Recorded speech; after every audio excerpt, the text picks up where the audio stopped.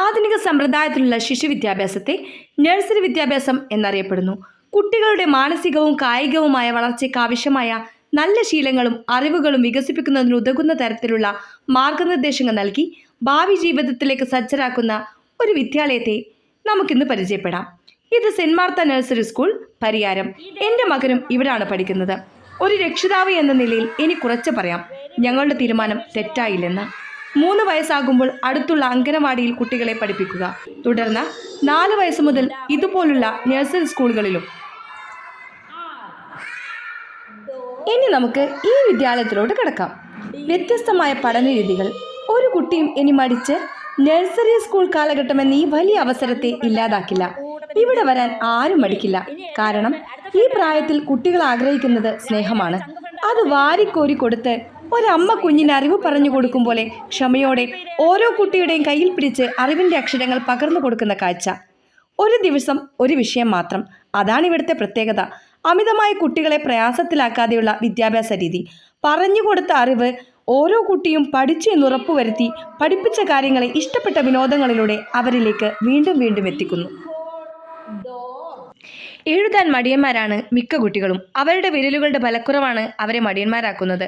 ബലമുള്ള വിരലുകളാക്കി മാറ്റാനുള്ള പൊടിക്കൈകളും ഈ മാലാഖമാരുടെ കൈവശമുണ്ട്.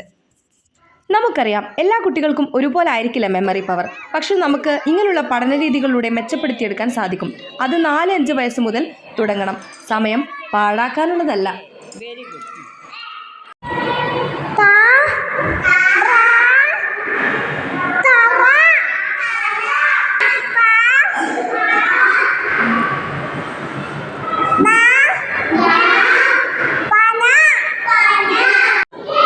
I walk with my legs. I see with my eyes. I smell with my nose. നല്ല ക്ലാസ് റൂമുകൾ, കളിക്കാനുള്ള വലിയ ഹാൾ, കളിപ്പാട്ടങ്ങൾ, എല്ലാ സൗകര്യങ്ങളും ഇവിടെ റെഡി. ഒരുപാട് അമ്മമാരുടെ കൈകളിലൂടെ ഇനി നിങ്ങളുടെ മക്കളും ഉയരട്ടെ. പഠനം മാത്രമല്ല കേട്ടോ, flute, dance, gymnastic, organ, music എല്ലാം ഇവിടെ ഉണ്ട്. വെറും 4 ദിവസം കൊണ്ട് തന്നെ നിങ്ങളുടെ കുട്ടികളുടെ മാറ്റം കണ്ട് നിങ്ങളും അത്ഭുതപ്പെടും. ഞാൻ ഉറപ്പു തരുന്നു, ഇവിടുന്ന് പഠിച്ചിറങ്ങുന്ന കുട്ടികൾ എവിടെയും നമ്പർ 1 തന്നെ ആയിരിക്കും. ജോലി തിരക്കുകൾക്കിടയിൽ മക്കളെ പഠിപ്പിക്കാൻ സമയം കിട്ടാതെ പോകുന്ന ഓരോ രക്ഷിതാക്കൾക്കും വേണ്ടി സമർപ്പിക്കുന്നു.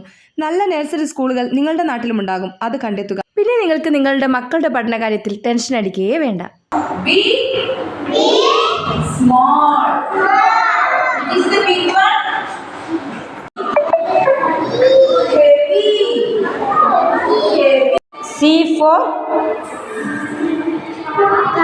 നിങ്ങളുടെ സാമ്പത്തിക നിലയ്ക്കനുസരിച്ച് തുടർ പഠനം സർക്കാർ സ്കൂളുകളിലോ സ്വകാര്യ സ്കൂളുകളിലോ എവിടെയും ആയിക്കൊള്ളട്ടെ, തുടർന്നും അവർ പഠിക്കും, എല്ലാവരെക്കാളും മിടുക്കരായി. ചുട്ടയിലെ ശീലം ചുടലവരെ എന്ന പഴഞ്ചൊല്ല് ഓർമ്മപ്പെടുത്തിക്കൊണ്ട് ഗുഡ് ബൈ, ശുഭദിനം.